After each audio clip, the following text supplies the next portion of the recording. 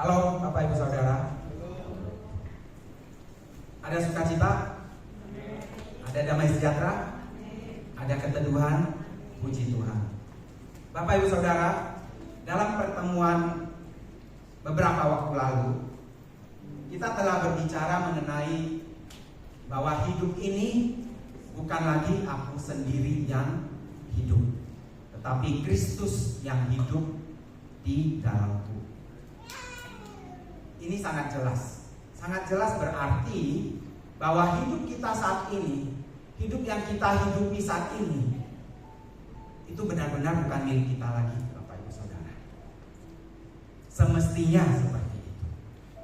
Ya. Nah, lalu dalam khotbah saya yang berjudul apa yang akan dia lakukan, kita belajar bagaimana menghidupi hidup yang bukan lagi aku sendiri yang hidup, tetapi Kristus yang hidup dalamku. Kita benar-benar hidup dalam sudut pandangnya Tuhan. Nah, bagaimana langkah konkretnya kita meneladani Tuhan Yesus kita? Bagaimana cara supaya kita semakin hari itu semakin serupa dengan Kristus? Seperti itu yang menjadi tujuan dan kehendak Bapa kita buat kita semua di sini. Saat kita mengalami suatu hal, saat kita menghadapi satu masalah, saat kita harus memilih sesuatu, saat kita harus memutuskan sesuatu, kita berpikir dulu, kira-kira Yesus akan lakukan apa? Kira-kira Yesus akan katakan apa saat dia berada dalam situasi yang saya hadapi? What would Jesus do? Apa yang akan Yesus lakukan? Nah, ini akan menjadi salah satu cara untuk menuntun kita dalam hidup, dalam menjalani hidup yang semakin sepikiran dan satu perasaan dengan Kristus. Nah, kalau Yesus di posisi saya, dia menghadapi permasalahan seperti yang saya hadapi, kira-kira apa yang Yesus akan lakukan? Apa yang dia akan lakukan, itu pun yang akan aku lakukan. Bapak Ibu Saudara, arti kata Kristen, kita semua di sini menyandang predikat sebagai orang Kristen. Amin. Itu tidak main-main. Di KTP kita tertulis agama Kristen. Kristen artinya jelas, seperti Kristus. Kristen bukan artinya rajin ke gereja tiap hari Minggu, ikut ibadah ini, ibadah itu. Kristen artinya seperti Kristus, Bapak Ibu Saudara. Nah, sebutan kita sebagai orang Kristen itu akan keberatan nama kalau dalam hari lepas hari karakter kita, pribadi kita itu tidak semakin menyerupai Kristus. Ya. Keberatan nama. Ambil contoh, ada anak namanya Tegar Santoso, tapi begitu dia dibully di sekolah sama teman-temannya, langsung nangis. Begitu ditegur sama ibu bapaknya, langsung cengeng. Itu berarti dia keberatan nama, gak cocok namanya. Saya punya teman namanya Rocky. Ada 2 teman saya yang namanya Rocky. Nah, Bapak Ibu Saudara tahu, Rocky itu adalah nama pegunungan ya, satu pegunungan yang membentang di Amerika Utara, di daerah Kanada sana. Dan pegunungan ini memang besar sekali. Nah, ini nggak tahu kebetulan atau apa, 2 teman saya yang namanya Rocky itu badannya besar, Bapak Ibu Saudara, gede ya, bongsor. Nah, itu cocok namanya dengan fiturnya, dengan profilnya. Ya. Nah, begitu juga kita kalau menyandang Kristen. Kita bisa cek kok, apakah sandangan nama Kristen keberatan buat kita keberatan nama itu, atau kita sedang proses untuk menjadi semakin serupa Kristus. Nah, tolok ukurnya nggak mudah. Tolok ukurnya adalah ketika kita ada di masyarakat, kita bersama dengan orang-orang, kita berbicara, kita bertingkah laku, berbuat. Tolok ukur kalau kita sedang dalam proses menyerupai Kristus itu adalah orang itu atau sesama itu bisa melihat figur Kristus dalam diri kita. Nah, itu tidak gampang, Bapak Ibu Saudara. Tidak gampang. Hari ini kita akan belajar hal atau unsur kedua yang berkaitan dengan hidupku bukan lagi aku sendiri yang hidup, yaitu dari sudut pandang sesama manusia, sesama kita. Dari sudut pandang Tuhan sudah ya, yaitu ketika kita menjalani hidup kita menghadapi apa yang ada di hadapan kita bertanya, what would Jesus do? Apa yang akan Yesus lakukan? Apa yang dia lakukan, apa yang akan dia katakan di situasi saya juga akan katakan dan saya juga akan lakukan persis seperti yang dia lakukan. Ini sudah kita belajar beberapa waktu yang lalu. Nah, hidup kita bukan lagi kita sendiri yang hidup, tapi Kristus yang hidup dalam kita. Pada saat waktu Yesus ada di muka bumi ini, Bapak Ibu Saudara, kalau kita rangkum ya Alkitab, tercantum sebenarnya hanya ada dua agenda yang Yesus hidupi dalam hidupnya. Yang pertama, agenda pertama adalah hidup Yesus hanya untuk melakukan kehendak Bapa di surga. Itu agenda pertama. Agenda kedua, hidup Yesus adalah untuk melayani manusia. Berapa banyak manusia yang sudah ditolong Yesus pada saat itu, menyembuhkan orang sakit, ya, melakukan mukjizat untuk menolong orang-orang yang membutuhkan, sesama yang membutuhkan. Itu agenda kedua. Nah, sama halnya kalau Yesus teladan kita hanya punya dua agenda dalam hidupnya, maka semestinya kita pun sebagai orang Kristen juga punya dua agenda itu saja. Pertama, melayani kehendak Bapa di surga, dan yang kedua, melayani sesama kita. Ada amin? Ya, puji Tuhan. Nah, sekarang dari sudut pandang sesama kita akan baca di Filipi 2 ayat 3 sampai 5. Filipi 2 ayat 3 sampai 5.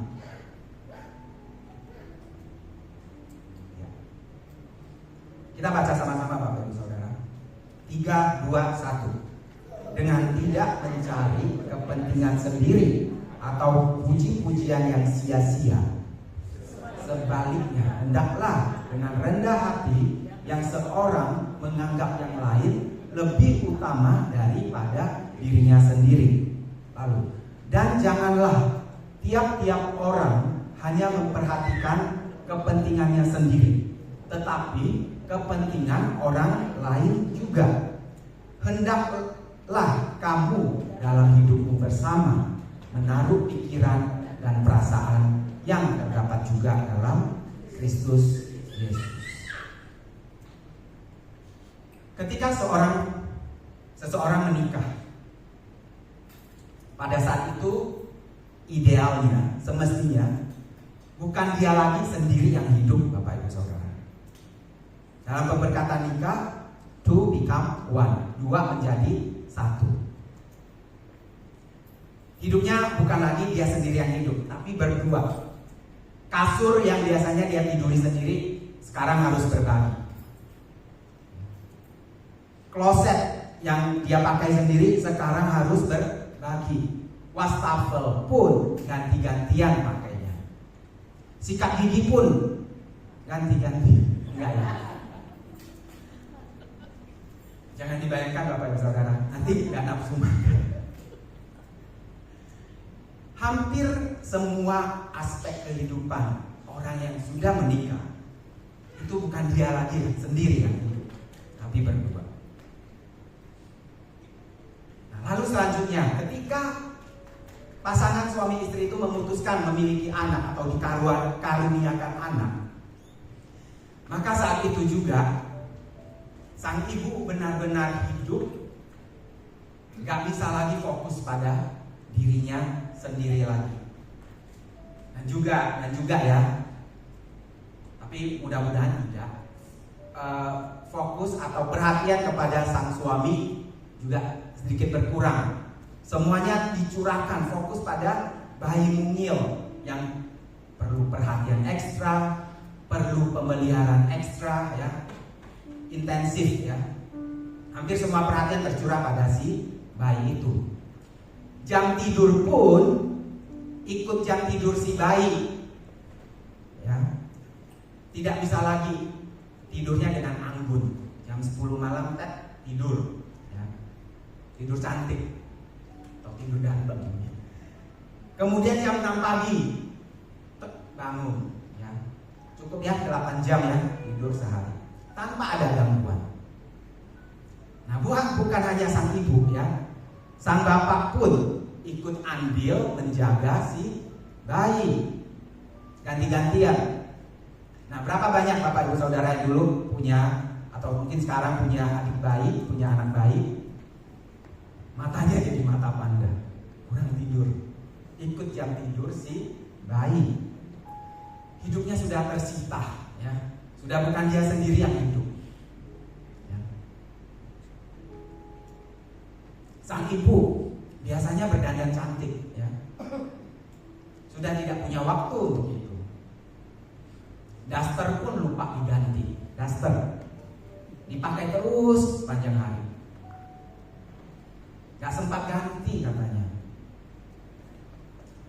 Sebenarnya sempat sih ya bapak ibu saudara, cuma ibu-ibu biasa alasan aja, gak sempat ngurusin anak ini loh, sibuk juga ngurusin pekerjaan rumah. Padahal bukan gak sempat ganti daster, alasan yang sesungguhnya adalah daster itu enak dipakai bapak ibu saudara.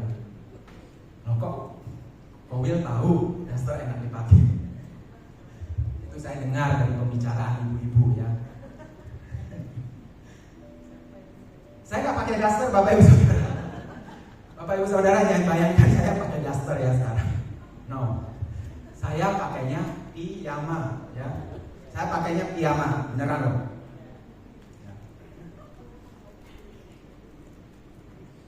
Bukan lagi aku sendiri yang hidup. Berbicara mengenai bahwa hidup kita bukan lagi mengenai aku.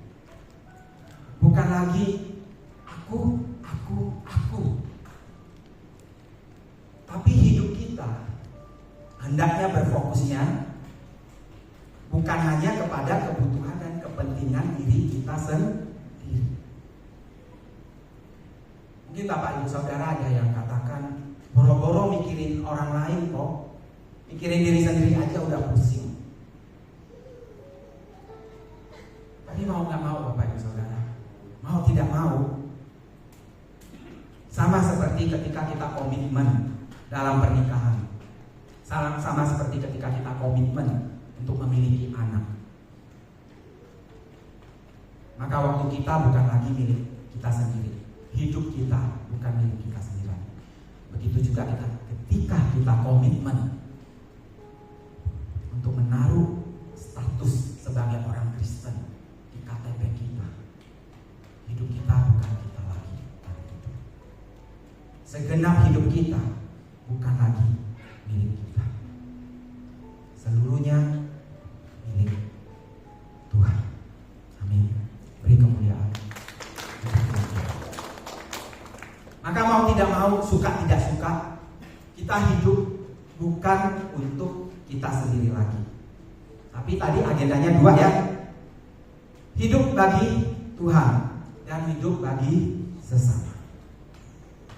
Nah, bagaimana kita bisa semakin meninggalkan keakuan kita dan lebih banyak fokus kepada sesama kita, seperti yang bacaan firman Tuhan hari ini katakan.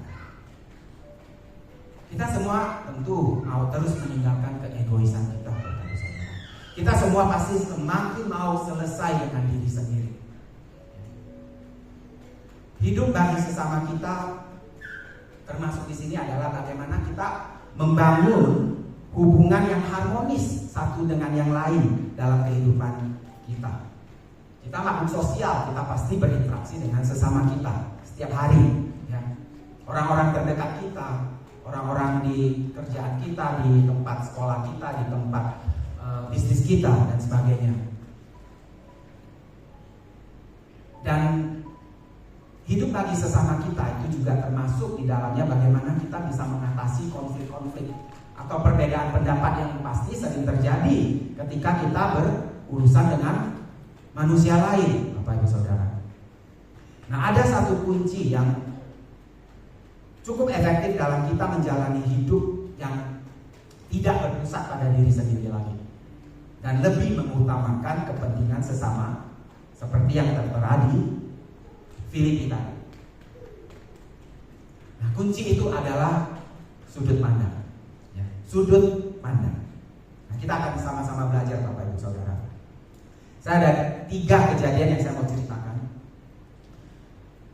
Kejadian pertama, saat saya ada di Jakarta, urusan untuk pergi ke kantor dan pulang ke kantor itu menjadi urusan yang begitu menjengkelkan, ya, tidak mengenakan. Kenapa? Ya karena Jakarta macet, ya. Yang biasanya hanya ditempuh setengah jam itu bisa sampai 1 jam, bahkan mungkin 1,5 jam, ya. Macet dan juga polusi, Bapak Ibu Saudara. Makanya saya kabur. Saya kabur dari Jakarta, pindah ke Bali dan tinggal di Canggu, di Jalan Raya Canggu. Sama aja ya, macet juga.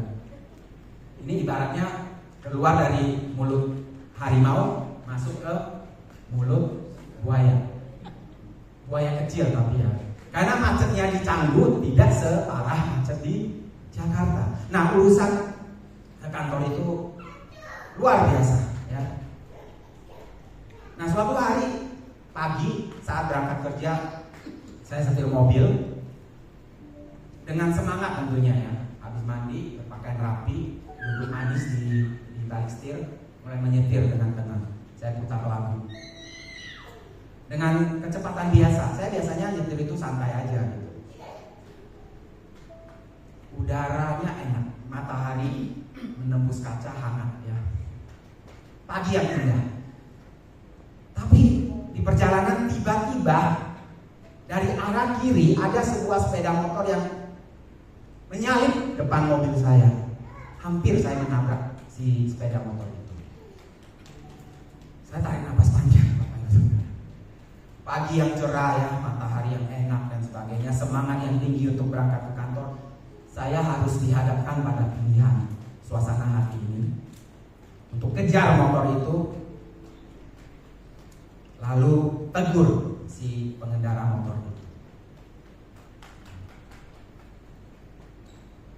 Tapi ya sudahlah, saya memilih untuk diam saja sambil mengikuti lagu yang kupikir yang saya putar di mobil kan.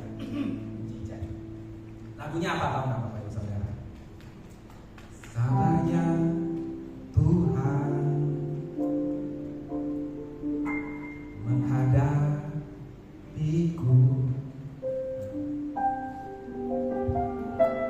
Dan seterusnya. Nah, ketika hampir mendekati perempatan lampu merah,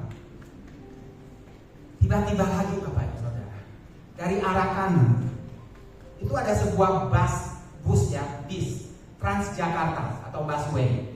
Itu mendesak maju mau masuk ke jalur mobil, mendahului depan mobil saya.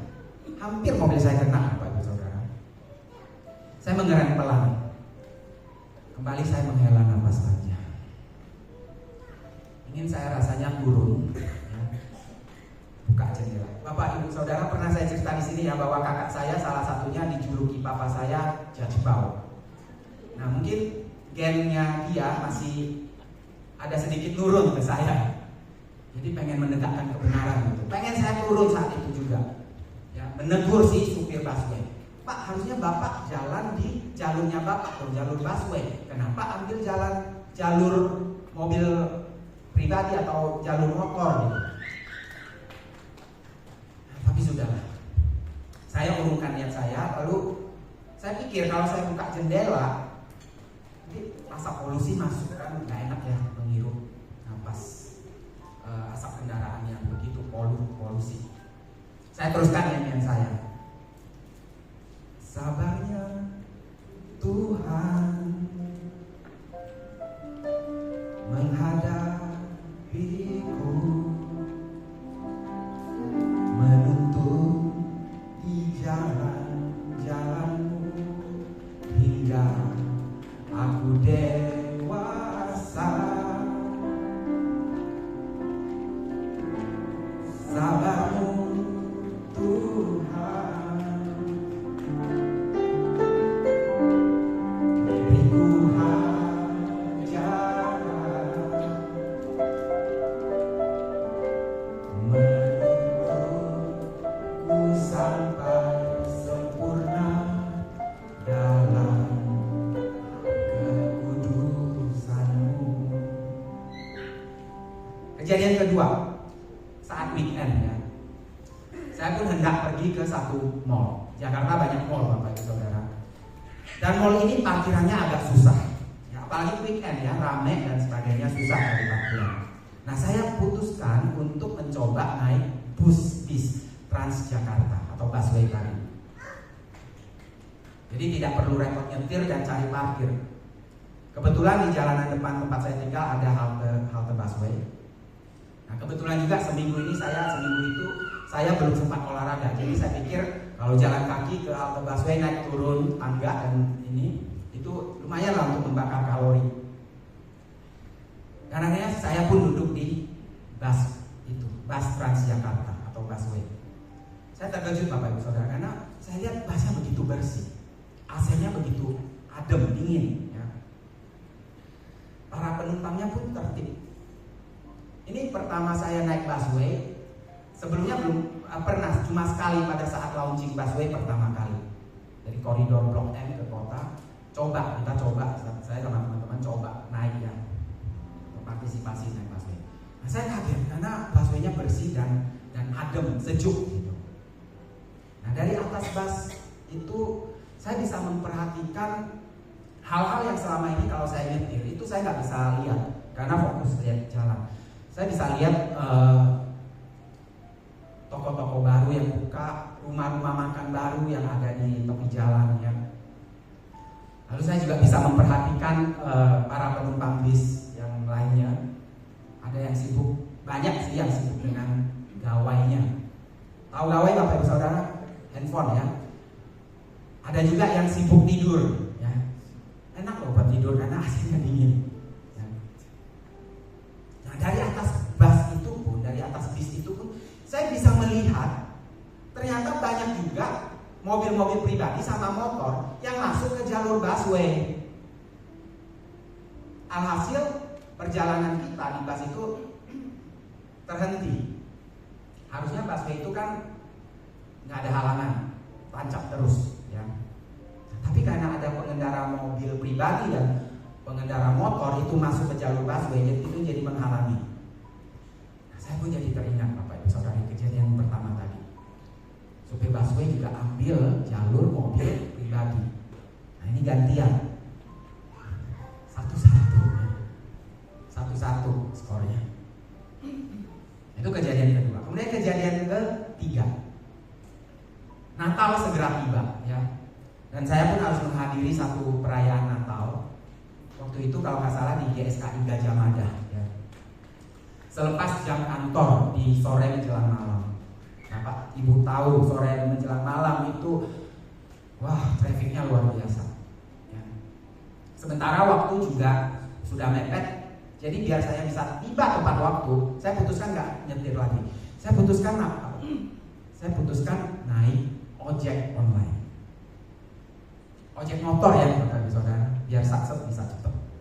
Nah, segera saya pasangkan helm di kepala saya. Lalu supir ojek pun melajukan motornya. Jam pulang kantor, wah sangat macet. Asap kendaraan yang padat pun membuat pernafasan ini gak enak. Padahal saya sudah pakai masker, tapi masih saja tembus. Ya. Lalu satu lagi, gerah, panas, ya, gak enak, membuat tidak nyaman. Dan saya pun merasa si supir ojek ini ngebut Bapak Ibu Saudara, selak-selip ya. Termasuk menyalip mobil-mobil yang ada di depannya. Kami pun dihantam bunyi klakson tanda protes dari si mobil-mobil itu. Nah, saya pun teringat Bapak Ibu Saudara.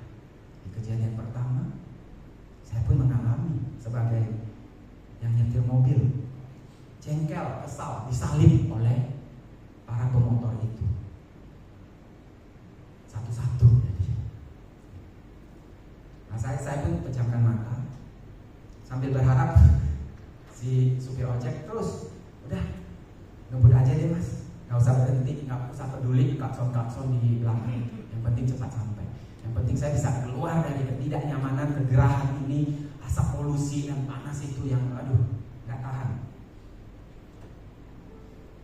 Nah, dari 3 kejadian ini, Bapak Ibu Saudara, saya berada di 3 situasi, saya berada di 3 tempat yang berbeda.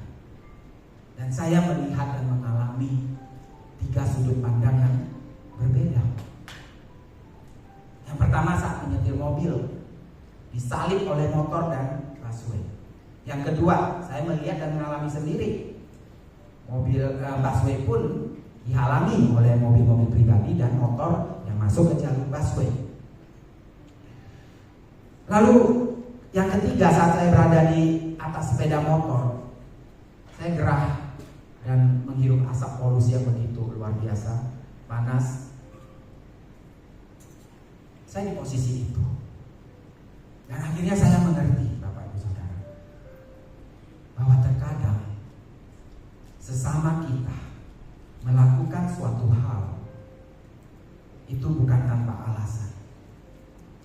Pemotor-pemotor itu selak-selip karena gak nyaman, panas, gerah, polusi. Bisa dimengerti kenapa mereka melakukan hal itu, karena kondisi dan situasi yang mereka hadapi.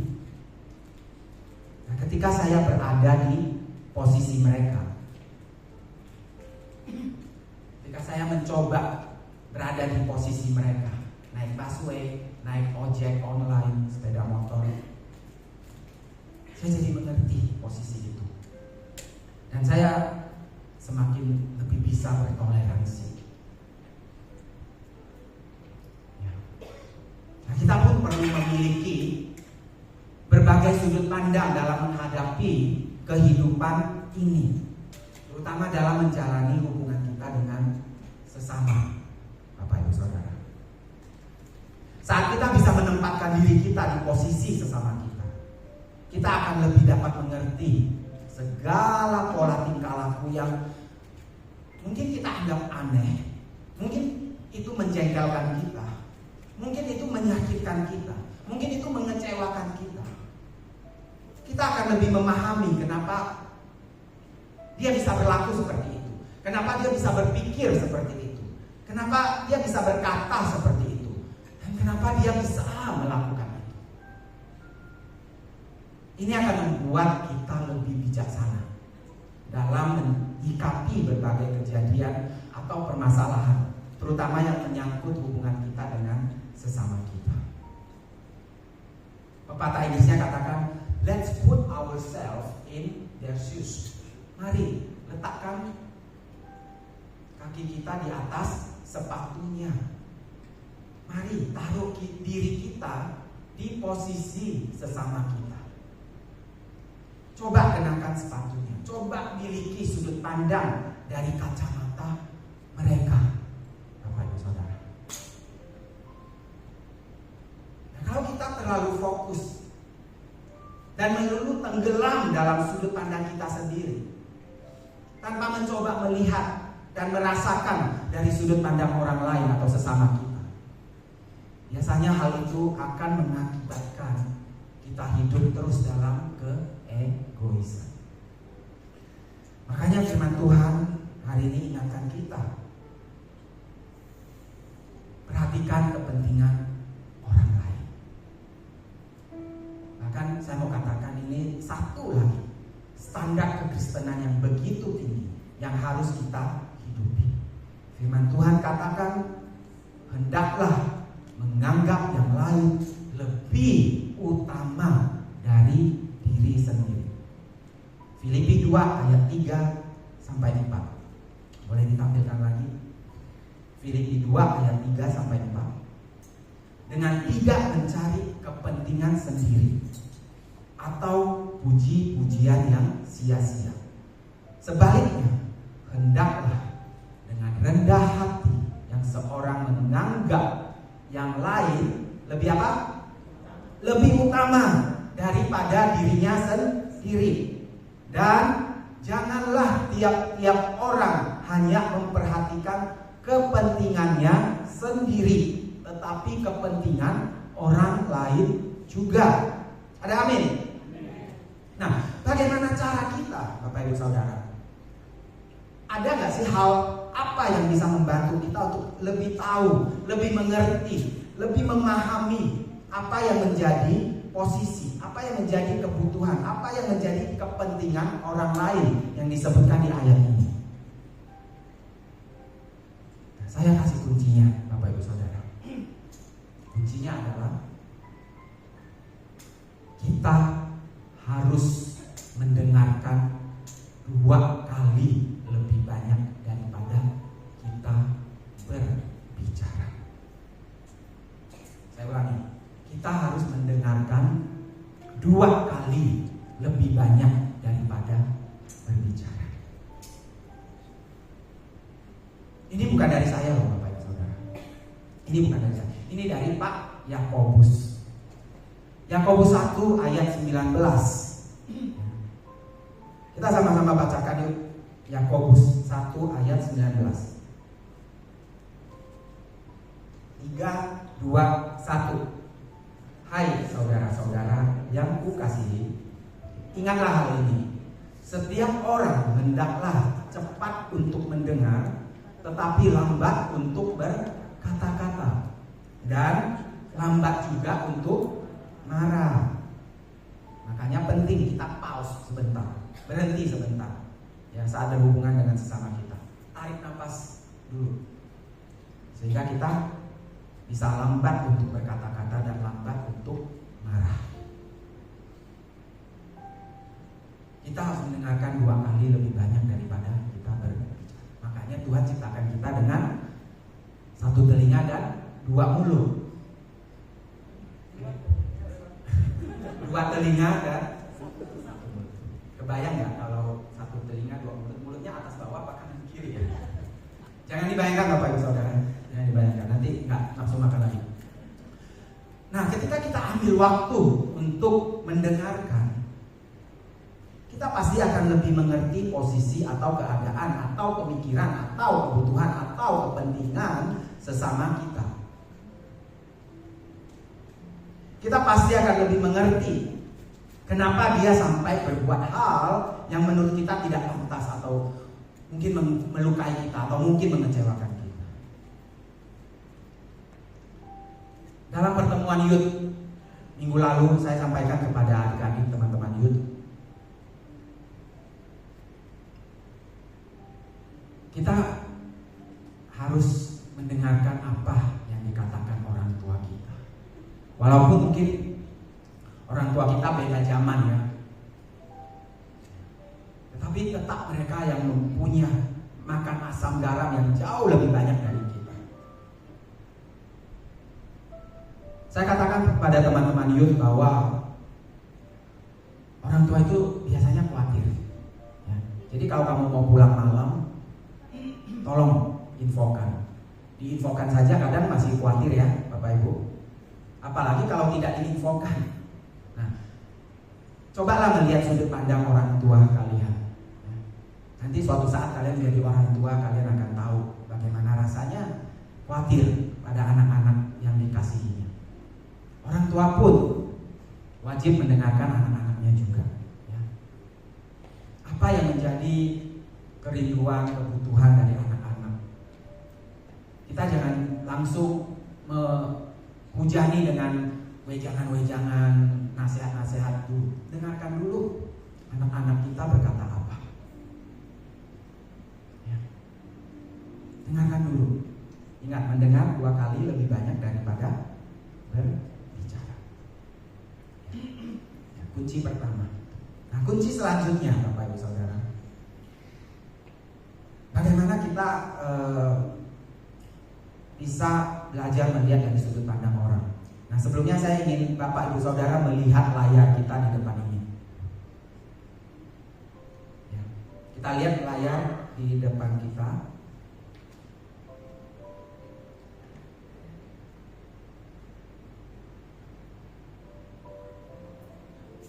Semua bisa lihat?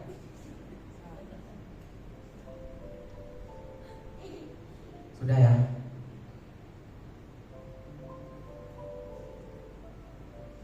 Benar tidak Bapak Ibu Saudara? Salah satu. Salah satu. Oke. Setiap dari kita pasti melihat ada satu kesalahan di situ di nomor 3.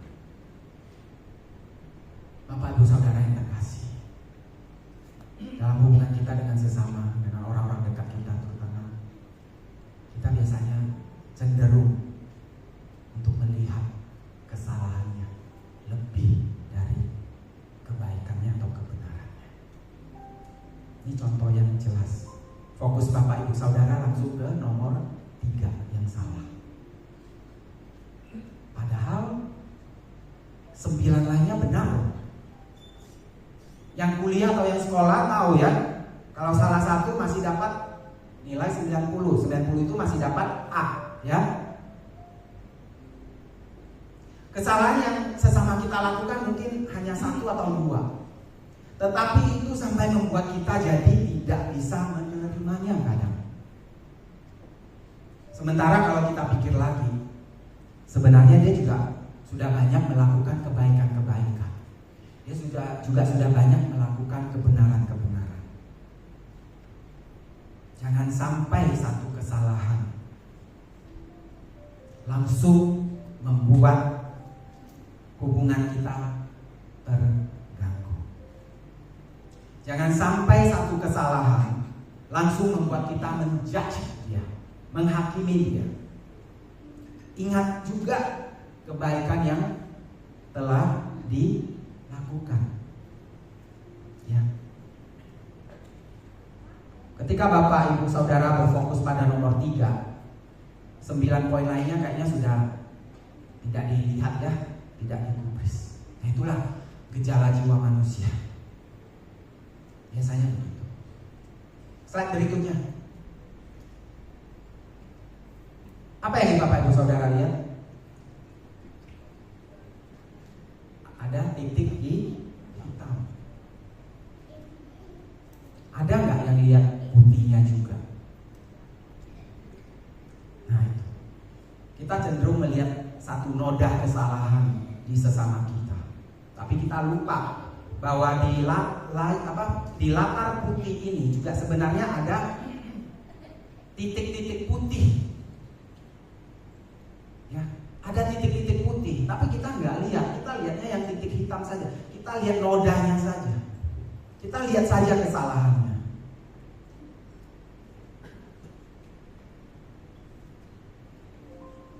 Ya. Jadi kunci yang kedua Bapak Ibu Saudara, jangan terlalu fokus pada kesalahan. Yes, kesalahan memang harus dibenarkan, ya harus dibetulkan maksud saya, dikoreksi ya. Tapi koreksilah dengan bijaksana. Dan jangan lupa sambil melihat titik-titik putih yang juga dia lakukan dengan baik dan benar bagi kita. Amin Bapak Ibu Saudara. Nah, selanjutnya Bapak Ibu Saudara, bagaimana kita bisa lebih memandang dari sisi sesama kita. Nah, ini juga satu lagi standar tinggi kekristenan. Roma 15 ayat 1 sampai 3. Roma 15 ayat 1 sampai 3. Saya akan bacakan Bapak Ibu Saudara. Kita yang kuat wajib menanggung kelemahan orang yang tidak kuat. Dan jangan kita mencari kesenangan kita sendiri. Setiap orang di antara kita harus mencari kesenangan sesama kita demi kebaikannya untuk membangunnya.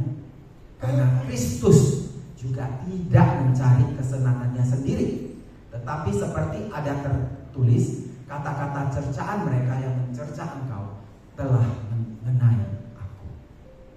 Karena Kristus juga tidak mencari kesenangannya sendiri. Nah, kesenangan di ayat ini, apa sih kesenangan? Kita kan katanya di ayat 2 tadi harus mencari kesenangan sesama kita. Kesenangan di ayat ini itu dari kata pleonaze, ya, dari bahasa Yunani, yang artinya kesenangan di kata ini itu artinya adalah melampaui atau memenuhi. Nah, artinya bagaimana? Artinya apa kalau kita mau mencari kesenangan sesama kita, artinya apa yang menjadi kebutuhan sesama kita belajar untuk bisa bantu penuhi. Nah, dalam suatu hubungan, satu kunci keberhasilan adalah saling pengertian. Nah, sesama kita itu membutuhkan yang namanya pengertian. Bapak, Ibu, Saudara, dan saya, kita semua juga butuh yang namanya dimengerti, ya. Bukan hanya wanita yang mau dimengerti, ya. Pria-pria juga mau dimengerti. Ada lagunya kan? Tahu kan lagunya? Oke, kata kuncinya pengertian. Ya. Jadi bagaimana kita bisa memandang dari sudut pandang, memposisikan diri kita di sesama kita. Yang pertama tadi, mendengarkan 2 kali lebih banyak dari berbicara. Yang kedua, jangan melulu melihat fokus pada kesalahan sesama kita. Dan yang ketiga, mencoba memberikan kebutuhan, memenuhi kebutuhan sesama kita, yaitu pengertian. Ya, amin Bapak Ibu Saudara. Nah, terakhir, ada satu pertanyaan yang saya mau tanya ke Bapak dan Ibu Saudara di sini. Bapak Ibu Saudara pernah ke bank? Pernah, ya? Bukan ke ATM, ya, ke bank, ke kantor bank. Di bagian tellernya, teller apa teller? Teller, ya. Teller itu S dong. Nah, di meja teller ini ada pena kan, ada ballpoint kan, yang biasa kita pakai untuk tanda tangan, struk penarikan atau struk setoran atau struk transaksi apapun. Nah, pen itu, ballpoint itu kan biasa dirantai, bukan? Dilem, ya, di mejanya si teller itu. Dirantai loh pennya itu. Nah, salah satu nasabah pernah celetuk begini, ngomong ke mbak tellernya, ya elah mbak, duit kita, uang kita di banknya mbak itu kan ratusan ribu loh, jutaan loh, bahkan ratusan juta, bahkan miliaran loh. Masa pen seharga 5.000 saja sampai dirantai begini, mbak? Gak percayaan banget sih sama kita, mbak. Ballpoint Bapak Ibu Saudara dirantai, ya harganya paling 5.000, 10.000. Nah, si mbak tellernya jawab dengan anggun, dia menjawab, Bu, ini nasabah yang nyeletuk ibu-ibu. Bu, justru itu pen yang cuma seharga 5.000 aja kita jaga benar-benar loh Bu, sampai kita rantai. Apalagi uang ibu yang ratusan ribu, ratusan juta, ratusan miliar, kita jaga dengan lebih baik, dengan sangat baik.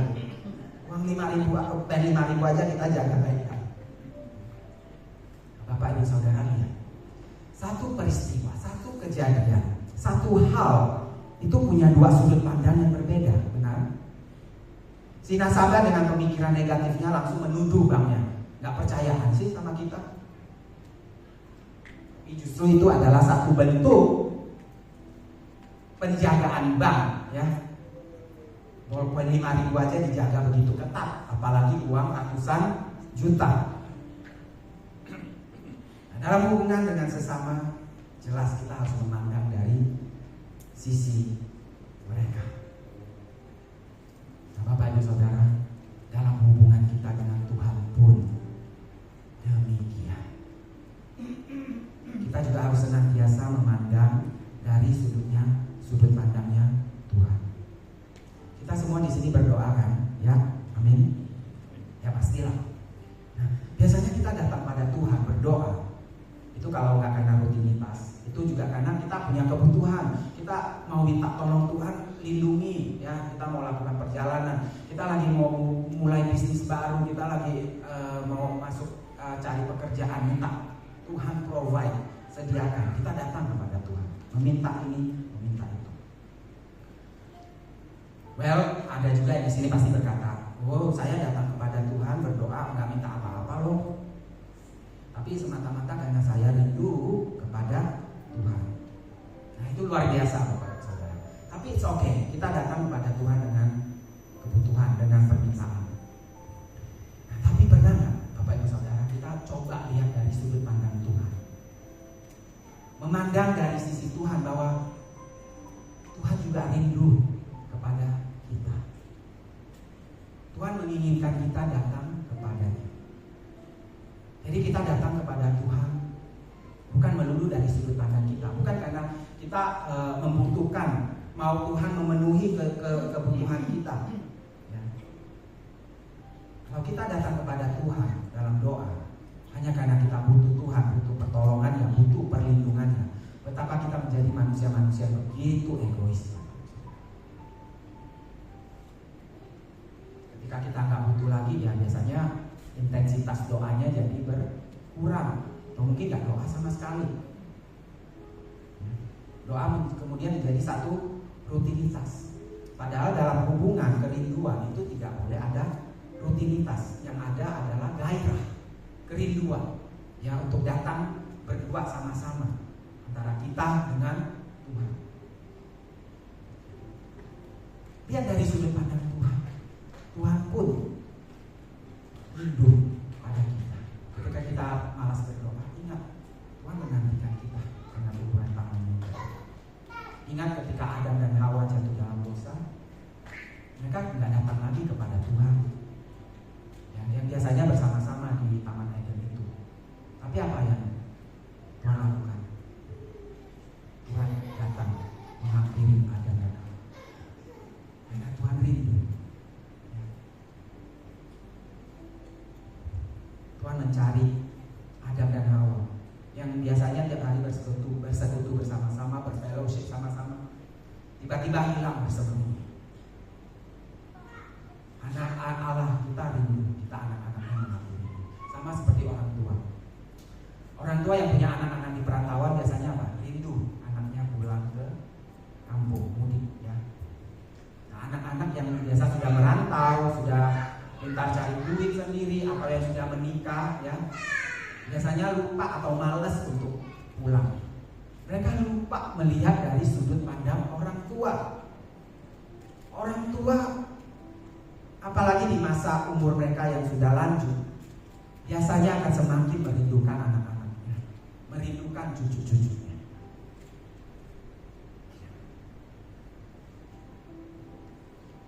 Datanglah kepada orang tua kita dari sudut pandang mereka bahwa mereka merindukan kita. Datanglah kita kepada Tuhan juga dari sudut pandang Tuhan bahwa Tuhan merindukan kita. Amin Bapak Ibu. Milikilah selalu sudut pandang dari dua sisi Bapak Ibu Saudara. Dalam hubungan kita dengan Tuhan dan dalam hubungan kita dengan sesama kita, selalulah kita juga memandang dari sisi satunya. Amin.